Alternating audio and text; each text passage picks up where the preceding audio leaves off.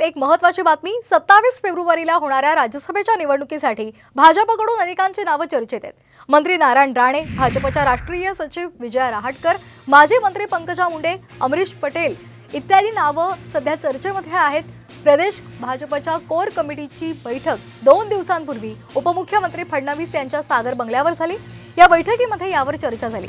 विनोद तावडे यांचे नाव ऐनवेळी घोषित होण्याची शक्यता आहे।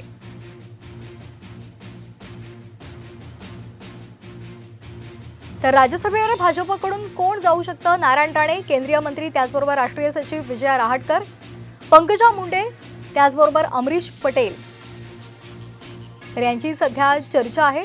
त्याचबरोबर भाजपकडून या नावांची सुद्धा चर्चा आहे। हर्षवर्धन पाटील, माजी मंत्री, त्याचबरोबर महिला आघाडीच्या प्रदेशाध्यक्ष चित्रा वाघ, भाजपचे नेते संजय उपाध्याय यांच्या नावांचीही चर्चा आहे। तर यांना संधी मिळणार का हे पाहूयात।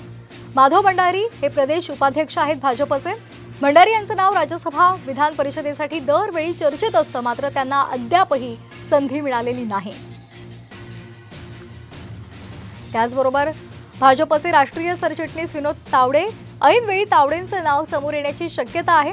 पक्ष संघटनेमधील जबाबदारी सोबतच राज्यसभेवर त्यांना पाठवण्याची शक्यता आहे। मुंबईतून लोकसभेची लॉटरी लागण्याची सुद्धा शक्यता वर्तवली जाते। त्याचबरोबर केंद्रीय राज्यमंत्री व्ही मुरलीधरन, राणे आणि जावडेकर यांच्यासह मुरलीधरन यांचाही राज्यसभेचा कार्यकाळ संपतोय। तर मुरलीधरन यांना पुन्हा संधी देण्यात आली नाही तरी मंत्रीपद कायम राहणार आहे। राज्यसभा निवडणुकीनंतर 15 ते 20 दिवसांमध्येच लोकसभेची आचारसंहिता लागू होणार आहे।